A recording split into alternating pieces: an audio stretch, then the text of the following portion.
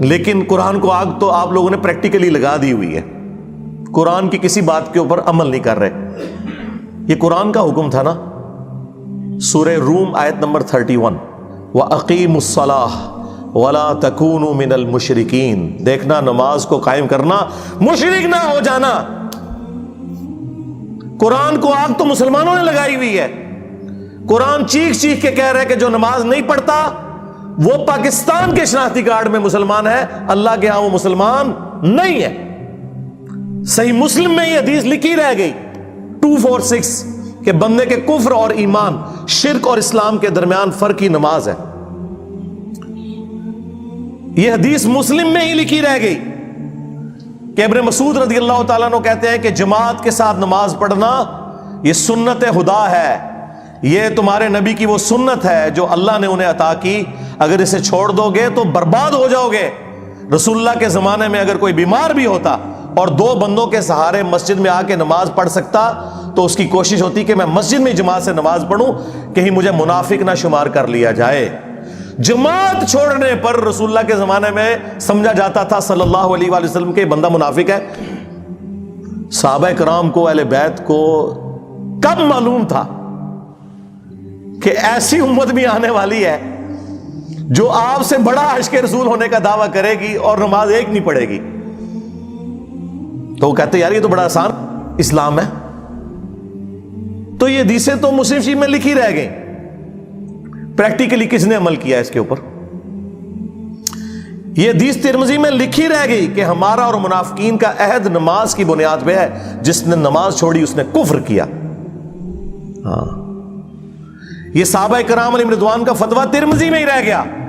عبداللہ بن شقیق تابعی کہتے ہیں کہ صحابہ کرام علیہم رضوان تارک الصلاح کے سوا کسی کی تکفیر نہیں کرتے تھے، صرف بے نمازی کو وہ کافر سمجھتے تھے، باقیوں کو وہ تمام غلطیوں کے باوجود مسلمان تصور کرتے تھے۔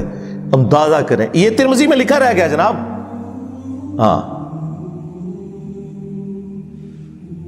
ہم جب چیخ چیخ کے یہ باتیں بیان کرتے ہیں، لوگ کہتے ہیں یار یہ کس قسم کی باتیں کر رہے ہیں، یہ کہاں پہ لکھی ہوئی ہیں؟ سرکار کتابوں میں لکھی ہوئی ہیں۔ یہی تو ہم آپ سے کہہ رہے ہیں کہ مرنے سے پہلے اے مسلمان کر لے اس پہ غور، کتابوں کا خدا اور ہے، بابوں کا خدا اور۔ یہ حدیث ابو داؤد میں ہی لکھی رہ گئی کہ بچہ جب 7 سال کا ہو جائے تو اسے نماز کا حکم دو، اور نہ پڑھے 10 سال کی عمر میں اسے سزا بھی دو، اور 10 سال کے بچوں کے بستر بھی الگ کر دو۔ یہ ابو داؤد میں لکھی رہ گئی حدیث، عمل کس نے کیا؟ یہ حدیث ابن ماجہ میں لکھی رہ گئی کہ نبی علیہ السلام نے فرمایا اے معاذ، اللہ کے ساتھ شرک نہ کرنا، خواہ تمہارے ٹکڑے ٹکڑے کر دیے جائیں، تمہیں قتل کر دیا جائے، سولی دے دیا جائے، یا آگ میں زندہ جلا دیا جائے، شرک نہ کرنا۔ یہ پہلی نصیحت۔ اسی حدیث میں دوسری نصیحت، نماز نہ چھوڑنا۔ تمہارا اللہ کے ساتھ عہد نماز کی بنیاد پہ ہے، اگر تم نے نماز چھوڑ دی تو اللہ کا ذمہ اٹھ گیا تم سے۔ اور تیسری چیز فرمایا شراب نہ پینا، یہ تمام برائیوں کی جڑ ہے۔ تو یہ حدیثیں تو لکھی رہ گئی سرکار۔ یہ حدیث مسند احمد میں ہی لکھی رہ گئی کہ نبی علیہ السلام نے فرمایا کہ نماز قیامت کے دن نمازی کے لیے دلیل، نجات اور نور ہوگی، اور جو نماز نہیں پڑھتا قیامت کے دن نہ اس کے لیے کوئی دلیل ہوگی اللہ کے حضور بچنے کی، نہ نجات اور نہ کوئی روشنی، نور جو پولیس رات سے گزرنے کے لیے قرآن میں آیا نا، وہ نور۔ اور پھر نبی علیہ السلام نے فرمایا کہ بے نمازی کا حشر اسی حدیث میں آتا ہے، فرعون، قارون اور حامان اور امیہ ابن خلف کے ساتھ ہوگا۔ ہاں جی، کچھ بھی ہیں تیرے محبوب کی امت سے ہیں۔ محبوب تو پہلے ہی بتا گئے ہیں کہ بے نمازی تیرا حشر تو فرعون کے ساتھ ہونا ہے، تیرا حشر قارون کے ساتھ ہونا ہے، امیہ ابن خلف کے ساتھ ہونا ہے۔ اور یہ تو میں آپ کو صرف ایک بات کر رہا ہوں۔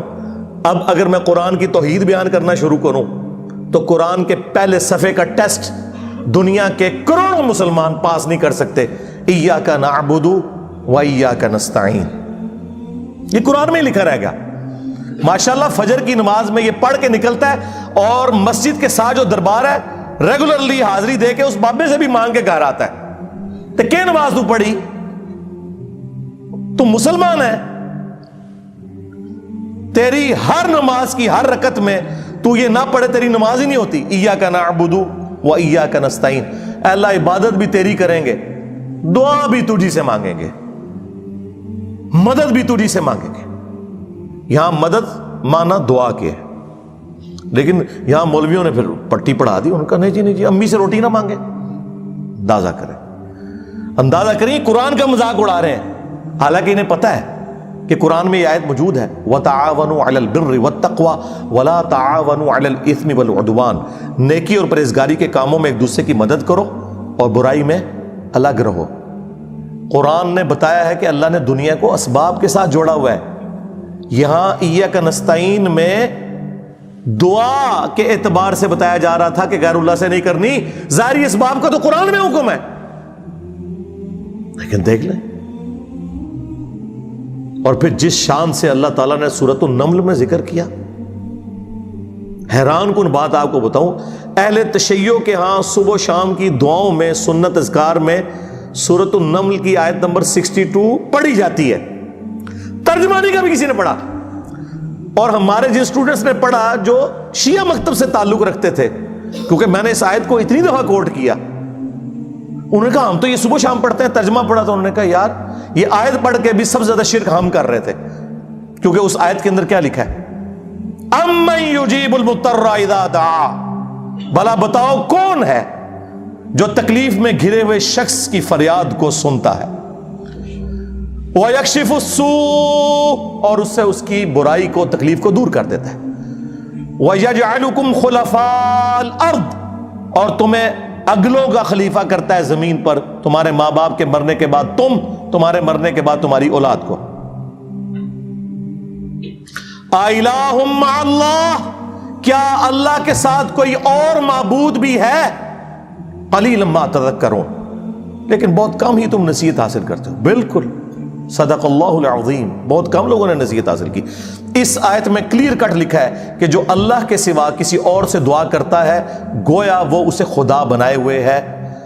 یا علی مدد کا مطلب سادہ نہیں ہے، اس کا مطلب ہے کہ آپ نے مولا علی کو اللہ کے مقابلے پر خدا تصور کر لیا۔ نہیں جی ہم تو انہیں اللہ کا بندہ مانتے ہیں، نہیں جناب، قرآن تو یہ کہتا ہے کہ اللہ کا بندہ مان کے یا بغیر بندہ مان کے۔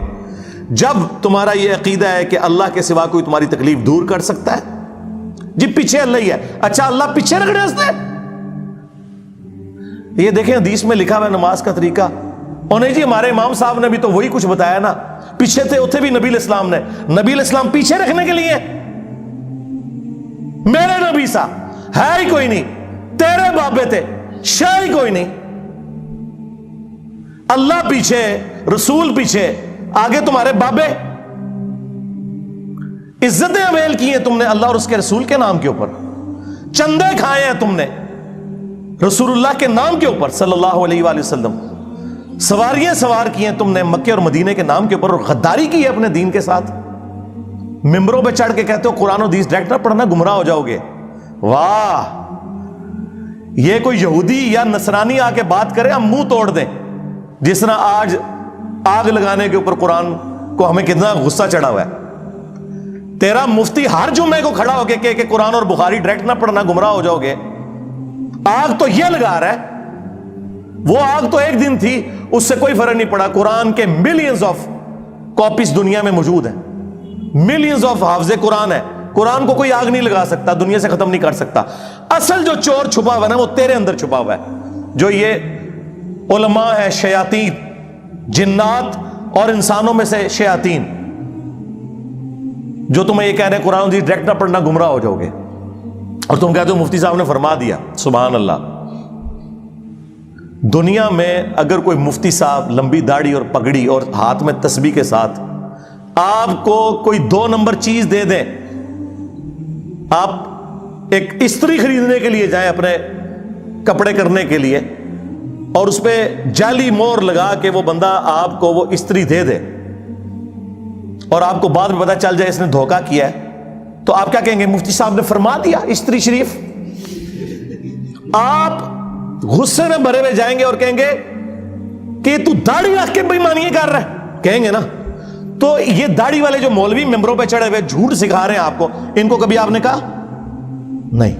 آپ فرق دیکھ لیں، جہاں آپ کی دنیا کا نقصان ہوتا ہے نہ آپ کو مفتی کی داڑھی نظر آتی ہے، ہو سکتا ہے آپ جا کے آگ لگا دیں اس کی داڑھی کوئی، لیکن جہاں آپ کا دین کا نقصان ہو رہا ہے آپ کہتے ہیں مفتی صاحب نے فرما دیا، وہاں ہم لاکھ چیختے رہے کہ یار یہ مفتی صاحب آپ کو اپنے بابوں کا دین بتا رہے ہیں، کتابوں میں دین کچھ اور لکھا ہوا ہے، ٹس سے مس نہیں ہوتے۔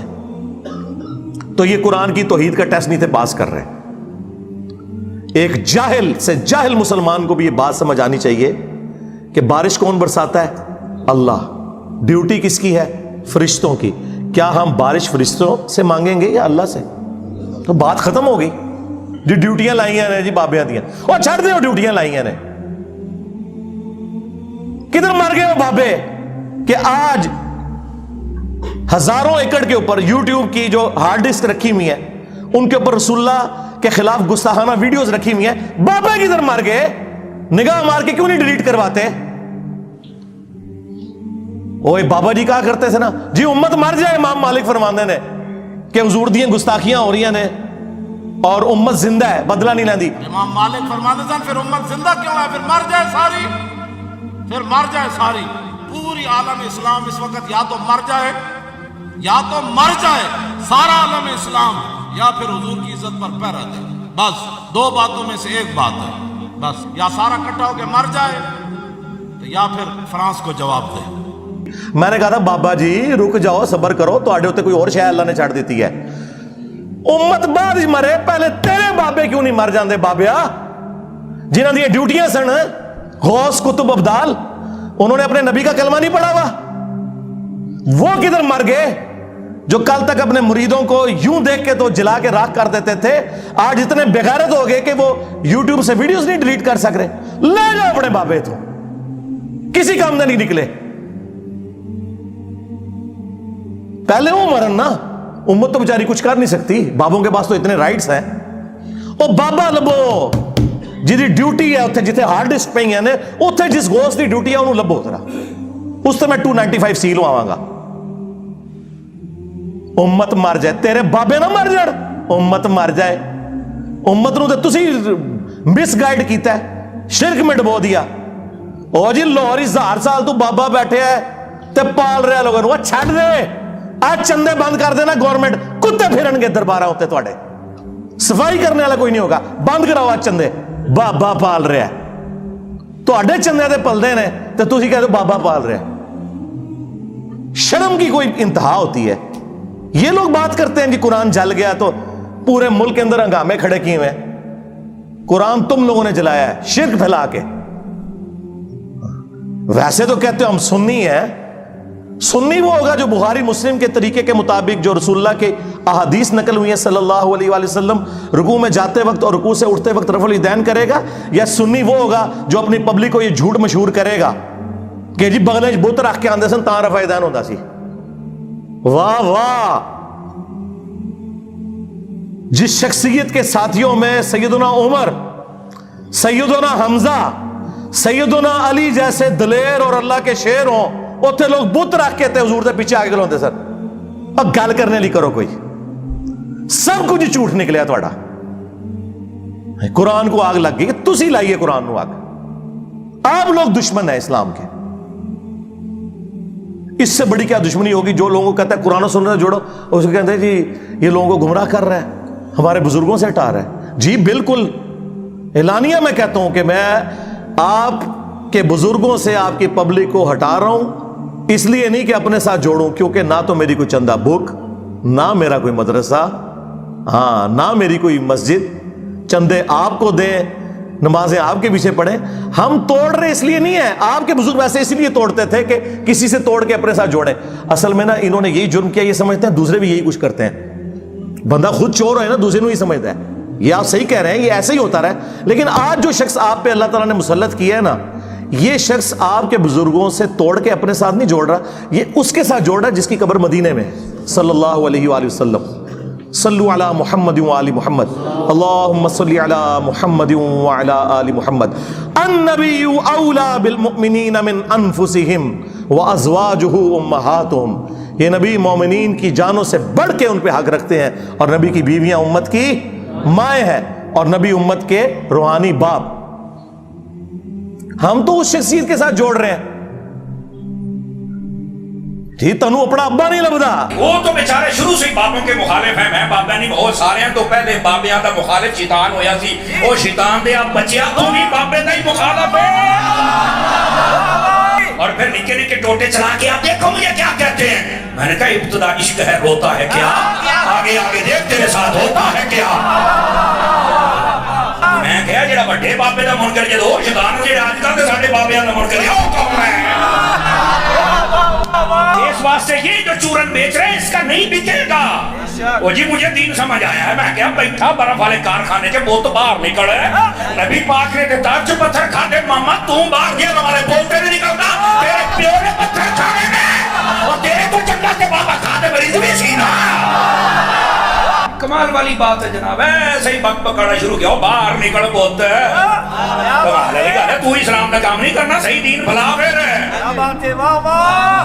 چند لوگ آوارہ ذہن کی ان کی تسکین کا سبب ہو، اور تیرے تو پہلوں بھی ایک ذکر نہ لائق آیا سی جسائیاں انہوں مکا چھڑیا تو رہنا تو بھی نہیں، کمال والی گل ہے، تو اب دکھ کرے گا کی اوہ ابا لبیا کرو، جنہیں دیتے لب جانا تیرے مسئلہ حل ہو جانا، تیرے ابا ہی نہیں لبن دے ابا منو لبے ہے، تو لالی نہیں نکلا، تو نے اپنا ابا چھوڑ دیا۔ تمہارا ابا تو وہ تھا جسے قرآن میں تمہارا ابا ڈکلیئر کیا گیا تھا، النبی اولا بالمؤمنین من انفسہم وازواجہ امہاتہم۔ کسی نے بغداد میں اپنا ابا بنا لیا، کسی نے اجمیر میں بنا لیا، کسی نے دیوبند میں بنا لیا، کسی نے بریلی میں بنا لیا، ابے تو تم لوگوں نے بدلے ہیں، ابا تو ایک تھا، اور تمہارے تو ایک ایک فرقے میں کتنے کتنے ابے ہیں، سنیوں میں 5 بڑے ابے بنا دیے تم نے، حنفی، شافعی، مالکی، حنبلی اور غیر مقلد کے نام کے اوپر۔ شیعہ میں کتنے ابے بنا دیے، زیدیہ، اثنا عشریہ، اسماعیلیہ، پھر سنیوں کے حنفیوں کے اندر کتنے ابے بنا دیے، بریلویہ، دیوبندیہ، حیاتیہ، مماتیہ، ابے تو تواڑے نہیں پہ اتنے ابے نے تواڑے کے گنے نہیں جاندے، ابا ہی کسی ابا لب لے آیا سی۔ ہاں، تم نے قرآن اور سنت کے نام کے اوپر عزتیں ویل کر کے اپنے بابوں کی تعلیمات لوگوں کو سکھائیں، تو دیکھ لو پچھلے 1200 سال میں جتنی عزت تم لوگوں نے اکٹھی کی تھی نا، اس سے زیادہ مٹی پلید ہوئی ہے ان 12 سالوں کے اندر۔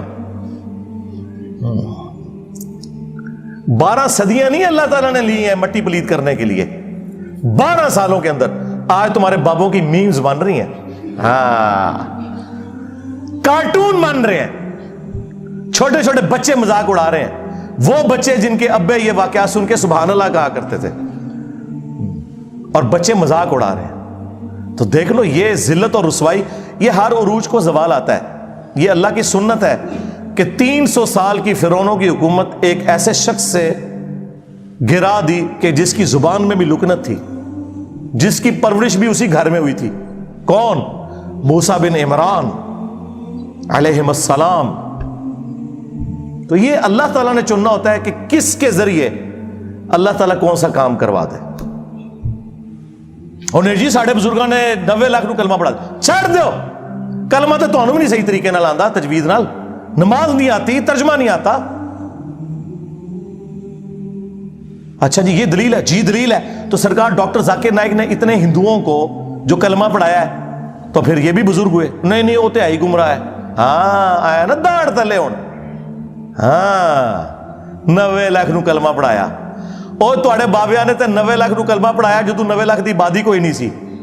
ہوں اپنے بابیاں نو کہو کہ ہوں ایک بندہ ایسا آیا جے جنہیں سارے بابیاں دے مننے والےاں نو انہاں تو تروڑ کے اس شخص سے جوڑ دیا جس کی قبر مدینے میں ہے صلی اللہ علیہ وآلہ وسلم، تے سب تو بڑا بابا آ گیا جے، ہوں سامو اینو، لو سامو آ گیا جے بابیاں دا بابا۔ اگر یہی کرائٹیریا ہے تو نہیں نہیں، وہ اصل میں اللہ تعالیٰ چاہے تو فاسق سے بھی دین کا کام لے سکتا ہے۔ ہاں بالکل، ہمارا بھی یہ عقیدہ ہے کہ بخاری مسلم میں حدیث ہے کہ فاسق سے بھی دین کا کام لیا جا سکتا ہے، لہٰذا کوئی دھونس نہ لگائے کہ کس نے کس کو کلمہ پڑھا ہے۔ آج جرمنی میں کتنے قادیانی ہیں جو کلمہ پڑھا کے غیر مسلموں کو اپنے زوم میں مسلمان کر رہے ہیں، حالانکہ وہ مسلمان نہیں، قادیانی کر رہے ہیں۔ تو کیا وہ اس کو حق پہ ہونے کی دلیل کے طور پہ پیش کریں گے؟ بات کرنے والی کریں. جو کرائٹیریا آپ دوسرے کے ماننے کے لیے تیار نہیں، اپنے لیے کیوں پیش کرتے ہیں؟